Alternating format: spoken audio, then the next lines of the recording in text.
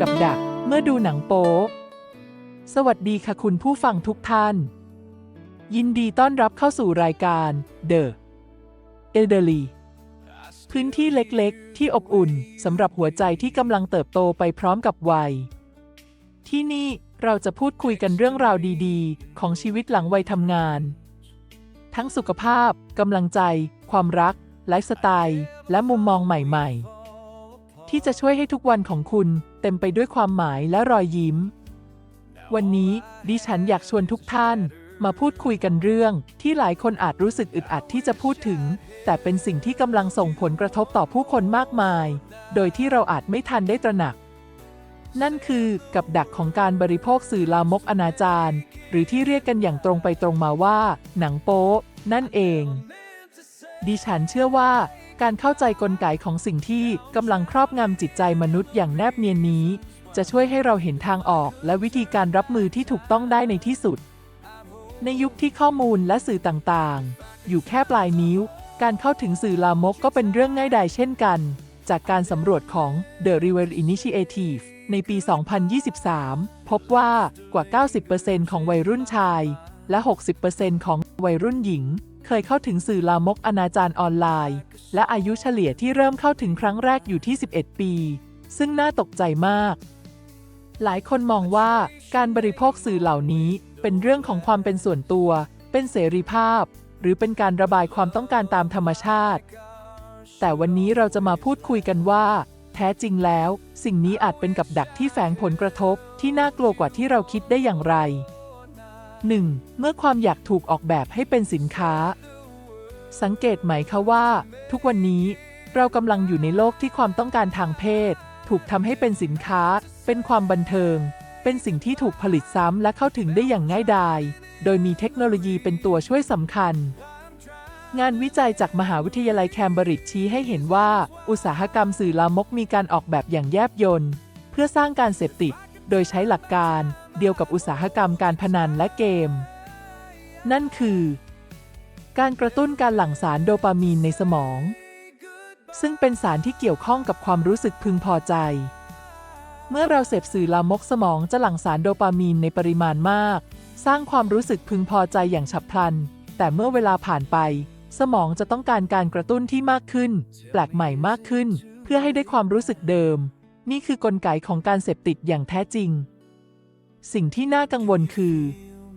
อุตสาหกรรมนี้ได้ออกแบบมาให้ผู้บริโภคไม่รู้สึกตัวว่ากำลังถูกจับให้เป็นลูกค้าประจำผ่านการนำเสนอเนื้อหาที่รุนแรงและแปลกใหม่มากขึ้นเรื่อยๆ 2. ผลกระทบที่ซ่อนอยู่ในความเงียบผู้เชี่ยวชาญด้านประสาทวิทยาอย่างดร. แกรรี่ วิลสันผู้เขียนหนังสือ Your Brain on Porn อธิบายว่าการบริโภคสื่อลามกอย่างต่อเนื่องส่งผลให้เกิดการเปลี่ยนแปลงทางโครงสร้างสมองโดยเฉพาะในส่วนที่เกี่ยวข้องกับการควบคุมตนเองและการตัดสินใจนอกจากนี้ยังพบว่าผู้ที่บริโภคสื่อลามกเป็นประจำมักมีแนวโน้มที่จะมองคนอื่นเป็นวัตถุทางเพศมากขึ้นมีความคาดหวังที่ผิดเพี้ยนเกี่ยวกับความสัมพันธ์และกิจกรรมทางเพศมีความยากลำบากในการสร้างความสัมพันธ์ที่ลึกซึ้งและมีความหมายมีอาการซึมเศร้าและวิตกกังวลมากขึ้นมีปัญหาด้านการทำงานและการเรียนเนื่องจากสมาธิลดลงสิ่งที่น่าสนใจคือผลการศึกษาจากมหาวิทยาลัยฮาร์วาร์ดพบว่าการเสพสื่อลามกส่งผลกระทบต่อสมองในลักษณะที่คล้ายคลึงกับการเสพสารเสพติดนั่นคือมีการเปลี่ยนแปลงของวงจรการให้รางวัลในสมองทำให้ความสุขจากกิจกรรมปกติในชีวิตลดลงและต้องพึ่งพาการกระตุ้นที่รุนแรงมากขึ้นเรื่อยๆ 3. จากภาพลวงสู่ความว่างเปล่าหลายคนที่ตกอยู่ในวังวนของการเสพสื่อลามกมักจะบอกว่าพวกเขารู้สึกว่างเปล่าหลังจากเสร็จสิ้นกิจกรรมรู้สึกผิดรังเกียจตัวเองและแปลกแยกจากผู้คนรอบข้างดร. มาริซา เพรก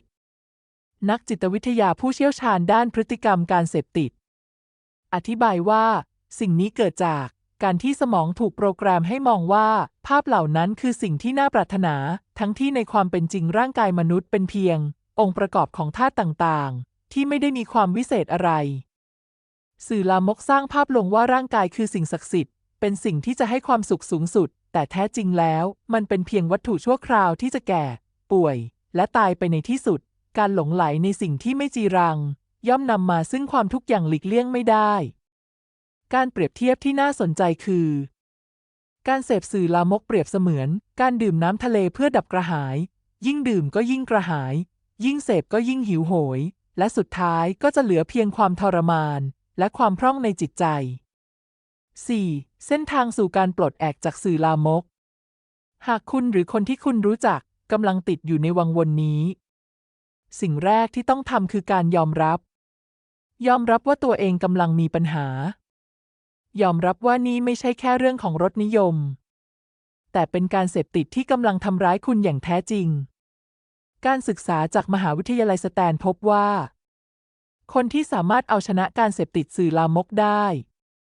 มักเริ่มต้นจากการตระหนักรู้อย่างลึกซึ้งถึงผลกระทบที่กำลังเกิดขึ้นกับชีวิตของพวกเขาเทคนิคที่มีประสิทธิภาพในการช่วยเหลือตัวเองรวมถึง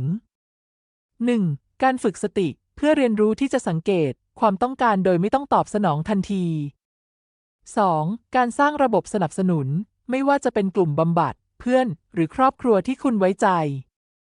3. การหากิจกรรมทดแทนที่ให้ความสุขและความพึงพอใจในรูปแบบอื่นเช่นการออกกำลังกายงานอดิเรกหรือกิจกรรมทางสังคม 4. การใช้เครื่องมือเทคโนโลยี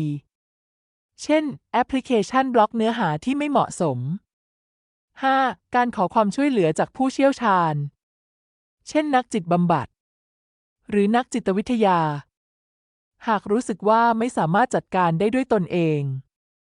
การเอาชนะการเสพติดสื่อลามกไม่ใช่เรื่องง่ายแต่ก็ไม่ใช่เรื่องที่เป็นไปไม่ได้หลายคนที่เคยติดอยู่ในวังวนนี้ได้พบว่าเมื่อพวกเขาสามารถปลดแอกตัวเองออกมาได้ชีวิตของพวกเขาเปลี่ยนไปในทางที่ดีขึ้นอย่างมากพวกเขามีความสัมพันธ์ที่ลึกซึ้งและมีความหมายมากขึ้นมีสมาธิและพลังงานในการทำงานและการเรียนมากขึ้นและที่สำคัญที่สุดพวกเขารู้สึกถึงการกลับมาของศักดิ์ศรีและความมีคุณค่าในตัวเองการมองเห็นความจริงว่าร่างกายไม่ใช่สิ่งที่จะให้ความสุขที่แท้จริงและการเข้าใจกลไกของการเสพติดจะช่วยให้เราเห็นทางออกและไม่ตกเป็นเหยื่อของอุตสาหกรรมที่กำลังแสวงหาผลประโยชน์จากความอ่อนแอของมนุษย์ถ้าคุณกำลังฟังพอดแคสต์นี้และรู้สึกว่าเนื้อหาที่พูดถึงตรงกับสิ่งที่คุณกำลังเผชิญอยู่ดิฉันอยากให้คุณรู้ว่าคุณไม่ได้อยู่คนเดียวมีคนอีกมากมายที่กำลังต่อสู้กับสิ่งนี้เช่นเดียวกันและมีทรัพยากรมากมายที่พร้อมจะช่วยเหลือคุณการทำความเข้าใจกับตัวเองอย่างเมตตาและค่อยๆก้าวออกจากวังวนนี้อาจเป็นหนึ่งในการเดินทางที่ยากที่สุดแต่ก็คุ้มค่าที่สุดในชีวิตของคุณก่อนจากกันในวันนี้ขอขอบคุณคุณผู้ฟังทุกท่านที่ใช้เวลามาร่วมพูดคุยและแบ่งปันช่วงเวลาดีๆไปด้วยกันนะคะหวังว่าเรื่องราวในวันนี้จะเป็นอีกหนึ่งแรงบันดาลใจที่จะเติมเต็มหัวใจและช่วยให้ชีวิตหลังวัยทำงานของเรานั้นอบอุ่นและมีคุณค่าในทุกๆวันอย่าลืมติดตามรายการ The Elderly เพราะทุกตอนเราตั้งใจพูดจากใจเพื่อหัวใจของคุณค่ะแล้วพบกันใหม่ในตอนหน้าดูแลสุขภาพกายและสุขภาพใจให้ดีนะคะสวัสดีค่ะ Now all I have is a shattered heart. I wish I'd held you one more night. Said the words to make it right. I never meant to say goodbye. Now I'm drowning in the reasons why. If I could turn back time, I'd hold you. If I could time to hold you tight, I never meant to say goodbye. Your laughter lingers in my mind, like a song that won't rewind. I trace your name on window blast. But love like ours should always last. I wish I'd held you one more night, said the words to make it right. I never meant to say goodbye. Now I'm drowning in the reasons. I'm drowning in the reasons why. If I could turn back time, I'd hold you tight. I never meant to say goodbye.